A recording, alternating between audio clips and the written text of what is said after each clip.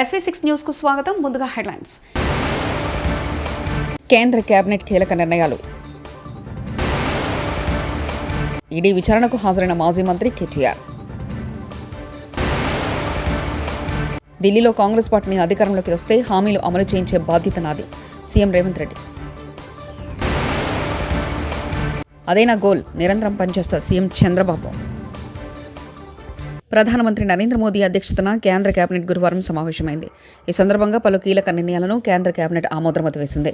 ప్రధానంగా ఇస్రోలో 3 లాంచ్ ప్యాడ్ల ఏర్పాటుకు కేంద్రం ఆమోదం తెలిపింది. దాదాపు 3,985 కోట్ల వ్యయంతో 3వ లాంచ్ ప్యాడ్ను ఏర్పాటుకు గ్రీన్ సిగ్నల్ ఇచ్చింది. రోదేశీలో మానవుడిని పంపే ప్రాజెక్టును కేంద్ర మంత్రివర్గం ఆమోదం తెలిపింది. అలాగే కేంద్ర ప్రభుత్వ ఉద్యోగులకు కూడా గుడ్ న్యూస్ చెప్పింది కేంద్రం. 8వ వేతన సంఘం ఏర్పాటుకు కేంద్ర కేబినెట్ ఆమోదం తెలిపింది.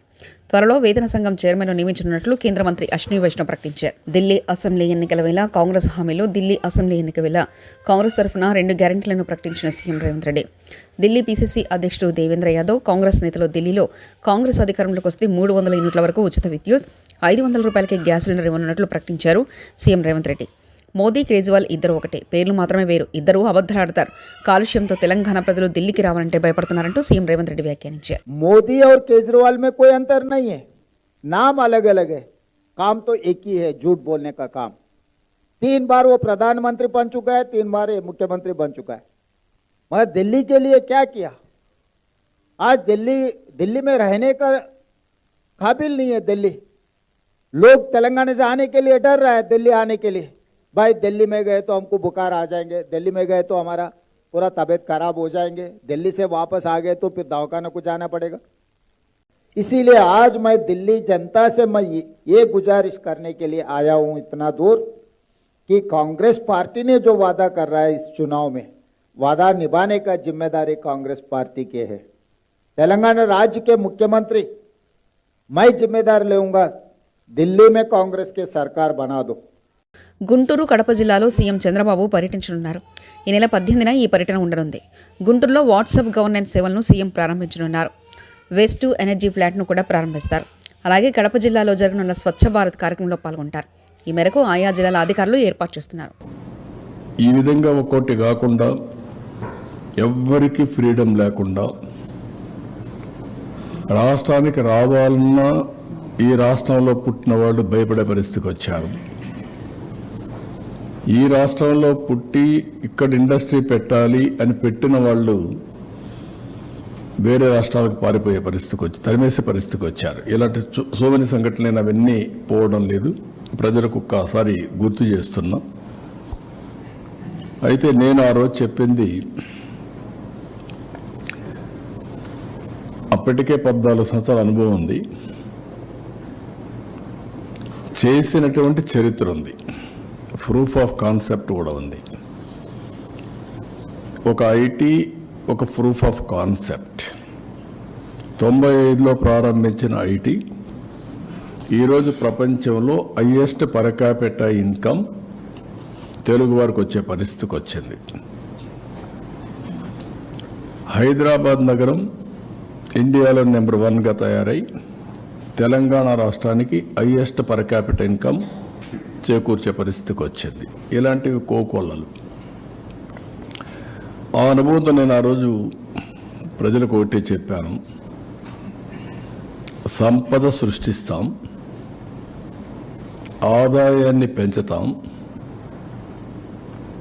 ఏదైతే సంపద సృష్టించాలంటే అభివృద్ధి జరగాలి, అభివృద్ధి వల్ల సంపద వస్తుంది, సంపద వల్ల ప్రభుత్వానికి ఆదాయం పెరుగుతుంది, ఆదాయం పెరిగితే దాన్ని సంక్షేమ కార్యక్రమాలు పెట్టి నిరంతరం పేదరికం నుంచి పేదవాళ్ళని పైకి తీసుకొచ్చే అవకాశాలు ఉంటాయని చెప్పి నేను చాలా సందర్భాల్లో చెప్పాను. చాలామంది కూడా అన్నారు, ఇవన్నీ ఏంటి అవి ఇవన్నీ మాట్లాడారు. నేను నమ్మిన ఆర్థిక సిద్ధాంతం ఇది. నేను ఇప్పుడు కాదు, 95లో నేను ముఖ్యమంత్రి అయ్యాను. 91లో ఆర్థిక సంస్కరణలు వచ్చాయి. అదే సమయంలో 92, 93 ఆ ప్రాంతంలో ఇంటర్నెట్ రెవల్యూషన్ వచ్చింది. ఈ రెండు కూడా ఇమ్మీడియట్గా అడాప్ట్ చేసుకోరు చాలామంది. ఒక పక్క ఆర్థిక సంస్కరణలు తీసుకొచ్చినప్పుడు అందరూ ఆలోచన ఏంటంటే ఆర్థిక సంస్కరణలు చేసింది కూడా inevitable situation, foreign exchange reserves లేవు, ఆర్థిక సంస్కరణలు తప్ప వేరే మార్గమే లేదు. బంగారు కూడా తాకట్టు పెట్టిన సందర్భం అది, అప్పుడు తీసుకొచ్చారు. కానీ నేను మనసా వాచా నమ్మాను కాబట్టి నేను ఓనర్షిప్ తీసుకున్నా. నేను మాట్లాడా, సెకండ్ జనరేషన్ రిఫార్మ్స్ని స్టార్ట్ చేశా.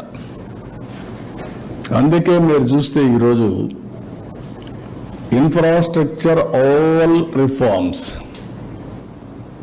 నేను నేరుగా చేశాను, లేకపోతే ఆనాటి ప్రభుత్వం దగ్గర చేపించాను.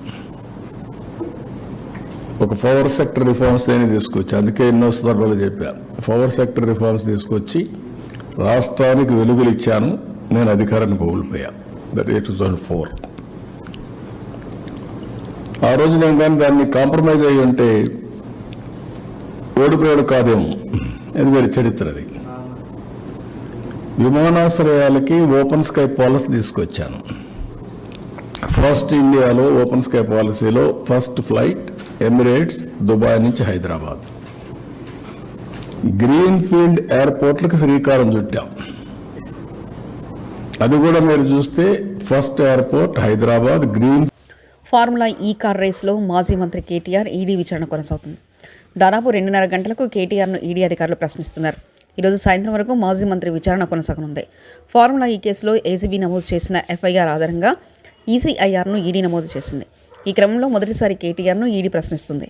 సాయంత్రం వరకు విచారణ జరిపి స్టేట్మెంట్ను రికార్డ్ చేయనుంది ఈడీ. ఈ కార్ రేసు నిర్వహణకు సంబంధించి 55 కోట్లు బదిలీ చేసే సమయంలో నిబంధనలు ఎందుకు పాటించడం లేదనే అంశంపై కేటీఆర్ను ఈడీ ప్రశ్నిస్తుంది.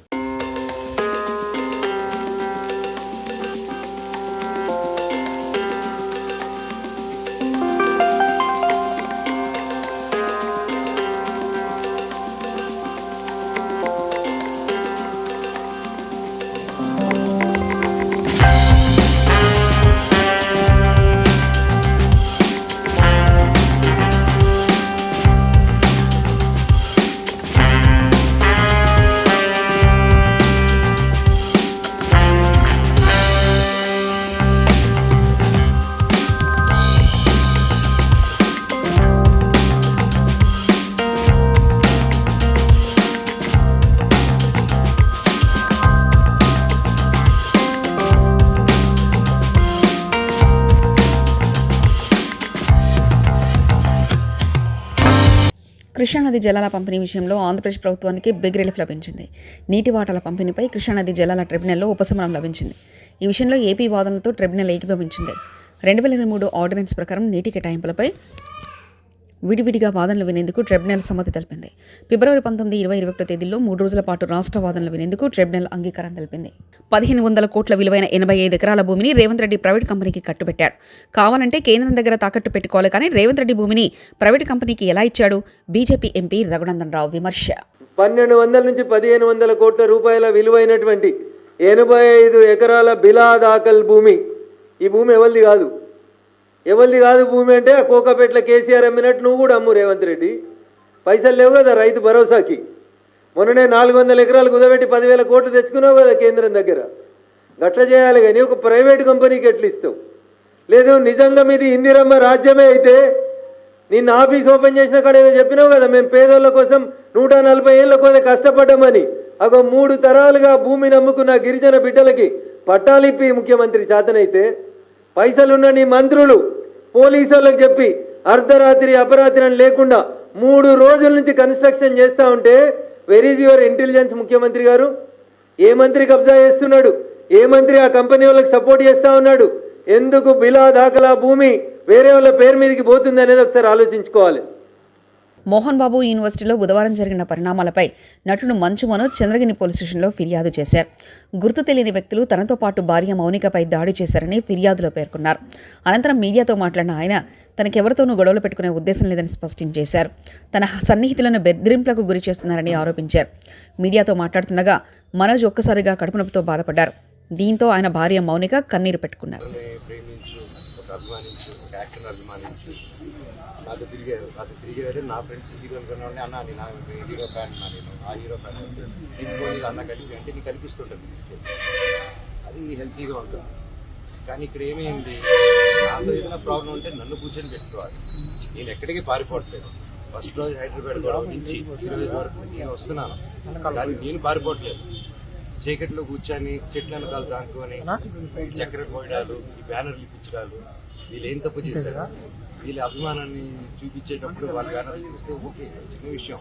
కాకపోతే తర్వాత నాకు తెలిసింది ఏంటంటే బ్యానర్లు తీక ఒక 2 రోజుల ముందు మా పళనిని పిలుచుకొని వెళ్ళి మా సొంత తమ్ముళ్ళలాగా నుంచి ఉన్నాడు. అండ్ అలా చాలామంది ఉన్నారు అందరూ. నేను డబ్బిచ్చో కిరాయికో నా చుట్టూ మనిషి పెట్టుకుని తిప్పే రకం కాదు, అభిమానంతో వచ్చేవాళ్ళు. సో అలా పెడితే దానికి 12వ తారీఖు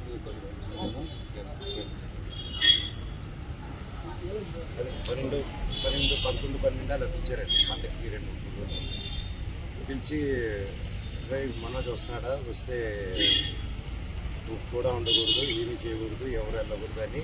దీంతో పాటు చాలా మందిని పిలిచి ఏరియా వైజ్ అంటే ఎంత టైం స్పెండ్ చేస్తున్నారు, 10 నిమిషాలు 1 గంట సేపు పెద్ద మనుషులు ఉన్నారు కూర్చొని పెట్టి, అన్నదమ్ములు కూర్చొని మాట్లాడేసి ఇక్కడ క్యాంపస్లో జరిగే మిస్టేక్లు రెక్టిఫై చేసే చిన్న విషయం.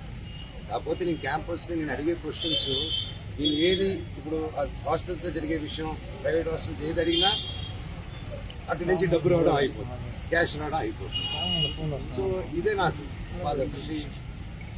డైవర్ట్ చేయడం, సొంత కంపెనీతో పెట్టుకుని డైవర్ట్ చేయడం, దాన్ని కవర్ చేసుకునే దానికి స్టూడెంట్స్ కుదరు యూనిఫామ్ వేయడం కంపల్సరీ. వాళ్ళ 10th దాటంగానే ఇంటర్కి యూనిఫామ్ ఏంటంటే కాలేజ్ ఇద్దరు ఏంటి మా 11th వేసుకోవాలా అని చెప్పి ఆ రోజుల్లోనే.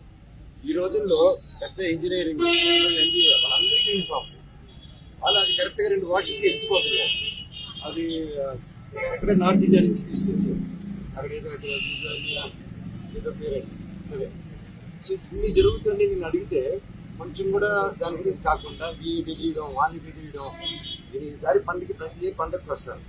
మేము ముఖ్యంగా సీఎం గారి ఫ్యామిలీ వాళ్ళ ఇంట్లో ఘటన జరిగింది మధ్యకాలంలో రామూర్తి నాయుడు గారికి. సో ఊళ్ళో అక్కడ ఉన్నారు, సమయంలో వాళ్ళు ఊళ్ళో ఉన్నారు, నాని గారు ఇక్కడ ఉన్నారు. ఇక్కడ వచ్చి గొడవలు చేయడం కరెక్ట్ కాదు. అంటే నేను వస్తే వాళ్ళు గొడవలు చేస్తాను, నాకు గొడవలు ఇంటెన్షన్ కాదు. నా కూతురికి ఫస్ట్ సంక్రాంతి అండి, ఫస్ట్ పండగ. అండ్ ఆ పండుగ కూడా జరుపుకొని లేకుండా స్ట్రిక్ట్గా చేశారు. 2 రోజులు అక్కడ ఉన్నా, 3 రోజులు అక్కడే ఉండి ఉంటారు. వీళ్ళు కానీ బ్యానర్లు పెరగకుండా, నా తమ్ముడిని బెదిరించకుండా, మా వాళ్ళని బెదిరించకుండా ఉండుంటే నా పాటికన్నా ఉండుంటాను. సరే కనుక్కొని నేను అందరూ ప్రోగ్రామ్ కనుక్కొని సీఎం గారు వెళ్ళిన తర్వాత, లోకేష్ గారు కూడా వెళ్ళిపోయిన తర్వాత ఎంటర్ అవుదామని ఆయన 10:30కి వెళ్ళిపోయే ప్రోగ్రామ్. నేను అవన్నీ కనుక్కొని నైట్ నిన్ను దాటుకొని 11 o'clock చేసుకుని వచ్చాను. నేను ఎవరికి డిస్టర్బెన్స్ ఉండకూడదు అనేసి. కాకపోతే అది ఎందుకైందో ఆయన ప్రజల వల్ల డిలే అయ్యి ప్రజలతో ఉండి కొంచెం టైం ఎక్కువ స్పెండ్ చేశాను ఆయన. సో నేను వెళ్ళే టైం మ్యాచ్ అయిన తప్ప నేను ఈ విషయాలు కానీ, నేను లోకేష్ గారికి కానీ, చంద్రబాబు నాయుడు గారికి కానీ, ఎవరికి కానీ, నాని గారికి కానీ. జాతరలో 2.5 కిలోల నూనె తాగిన మహిళ ఆదిలాబాద్ జిల్లా నార్నూలులో సంక్రాంతిని జరుపుకునే తమ ఆరాధ్య దైవం కాందేవుని జాతరను ఘనంగా జరుపుకున్న తొడసం వంశస్థులు.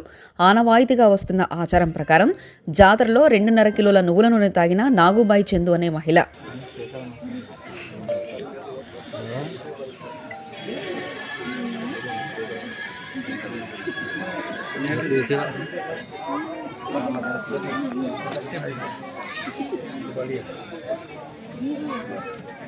సంక్రాంతికి ఊళ్లకు వెళ్లిన ప్రజలు పండగ సెలవులు ముగియడంతో తిరిగి హైదరాబాద్ బాట పడుతున్నారు.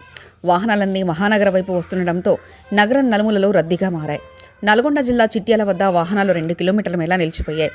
రద్దీ ఎక్కువ ఉండడంతో వాహనాలు నెమ్మదిగా ముందుకు సాగుతున్నాయి.